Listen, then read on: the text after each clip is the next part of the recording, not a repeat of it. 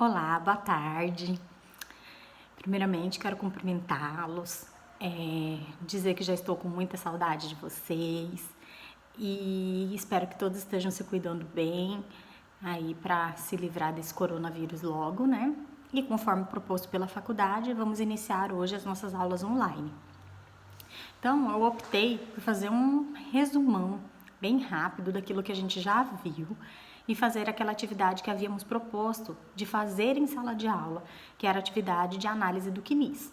Como já conversado em sala de aula e pactuado com vocês, quero que as aulas de Direito Previdenciário da matéria eletiva sejam uma aula bem prática, para que quando o cliente de vocês chegarem lá no escritório procurando algo sobre direito previdenciário, vocês saibam como começar, vocês saibam como atender esse cliente e tenham ali sucesso nas demandas previdenciárias.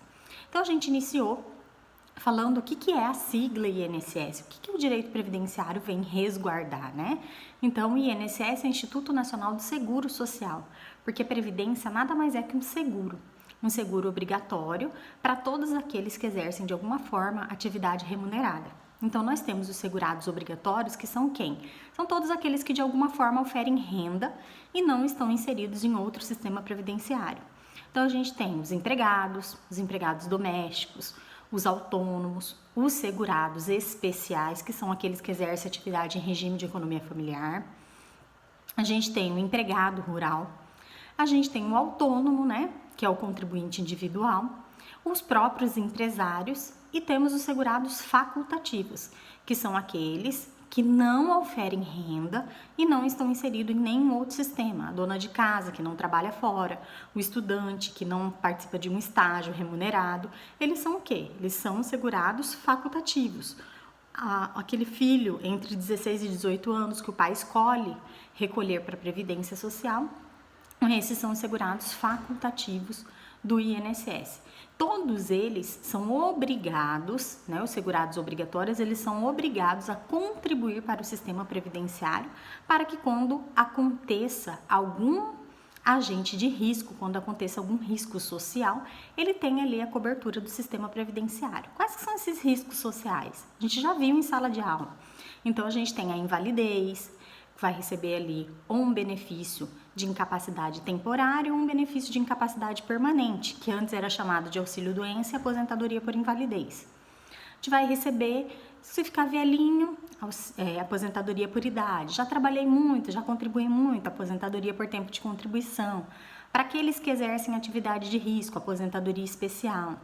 A gente ainda tem ali os por acidente de trabalho, que são os benefícios por incapacidade permanente ou temporária por acidente de trabalho, que tem as suas peculiaridades.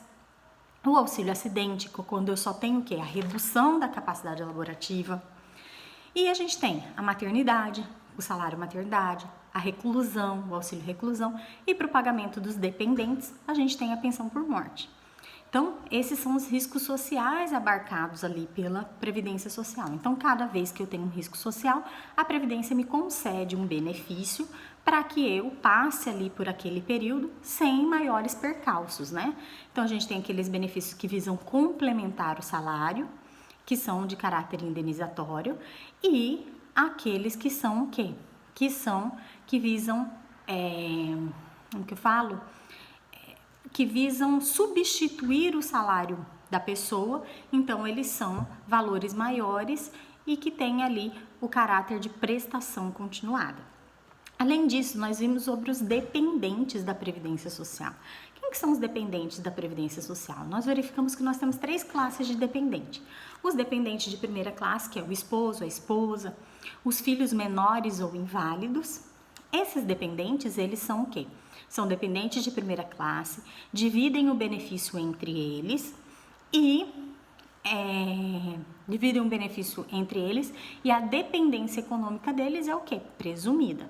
A gente tem os dependentes de segunda classe, que são excluídos pelos dependentes de primeira classe. Então, se eu tenho um dependente de primeira classe, nunca esse dependente de segunda classe irá receber o benefício, porque os de primeira classe dividem e os de segunda classe são excluídos pelos primeiros e assim sucessivamente. Então, os de segunda classe a gente tem quem? São os pais. E os de terceira classe temos os irmãos menores ou inválidos na ausência dos filhos. Visto isso, quem são dependentes e quem são os segurados da Previdência Social, a gente viu o que é uma contribuição previdenciária, o que é carência. Carência são todos os pagamentos feitos mês a mês para a Previdência Social que vão computar para o recebimento de um benefício. Então, existem lá, salário e maternidade são 10 contribuições. Para o auxílio doença são 12 contribuições, exceto aquelas doenças que são especificadas em lei que são isentas de carência. E a gente viu qual que é a diferença entre carência e tempo de contribuição. A carência ela é paga mês a mês, são contribuições mensais. E a primeira contribuição ela tem que ter sido feita em dia. Como que eu falo que uma contribuição é feita em dia? Até o 15º dia útil do mês subsequente. Então, eu vou pagar janeiro até 15 de fevereiro. Fevereiro até 15 de março, que eu estarei pagando as contribuições em dias. Então, são esses pagamentos. Já o tempo de contribuição, a gente pode contar como tempo fictício, que é aquele tempo de menor aprendiz, de escola rural, o tempo em que eu servi o exército, o tempo em que eu tenho certidão de tempo de contribuição, que foi vindo de outro regime previdenciário, para juntar ali nos períodos de contribuição efetiva e conceder ali o tempo de contribuição para uma aposentadoria. Então, existem os tempos fictícios. E existe uma coisa que a gente chama muito importante, porque para a concessão dos benefícios eu preciso ter o quê? Qualidade de segurado. É a principal coisa que a gente precisa ter para a concessão de um benefício é a qualidade de segurado. O que seria essa qualidade de segurado? Qualidade de segurado é o período em que eu estou em dias com a Previdência, em que eu posso requerer qualquer benefício. Eu mantenho a qualidade de segurado por um período, mesmo sem contribuir para o INSS. Então, a gente viu que, por exemplo, quando eu paro de contribuir, eu tenho 12 meses para que eu possa ser reinserido no mercado de trabalho. Então, durante esses 12 meses, se eu ficar doente, eu estou abarcada pela Previdência Social. Se eu estiver desempregada, eu vou receber um acréscimo de mais 12 meses, então poderia ficar 24 meses.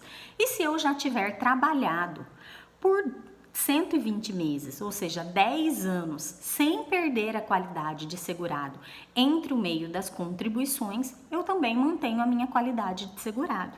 Então, nesse período em que eu estou sem contribuição, eu poderia requerer qualquer benefício da Previdência Social.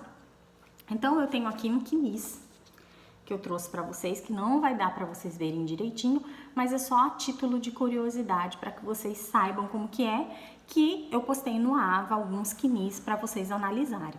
Então, o CNIS ele vai ter aqui o nome do segurado, o número do NIT dele, que é o número de identificação do trabalhador, CPF, o nome da pessoa, data de nascimento e os vínculos empregatícios dele. Para eu calcular o tempo de contribuição, eu vou contar todos os períodos trabalhados, dia, mês e ano, vai dar o tempo de contribuição e eu vou verificar qual aposentadoria ele vai ter direito. Então, se ele já tiver 15 anos de contribuição, 60 anos de idade e for mulher, aposentadoria por idade. Se ele tiver 30 anos de contribuição e for mulher, aposentadoria por tempo de contribuição, independente de ter ou não qualidade de segurado, porque para as aposentadorias eu não preciso de qualidade de segurado.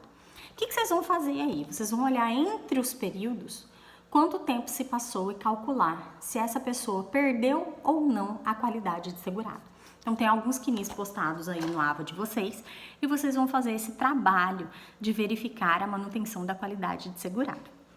Então, por hoje é só. Espero que todos fiquem bem, fiquem com Deus. Um forte abraço e a aula que vem nós vamos falar sobre benefícios por incapacidade. Um beijo!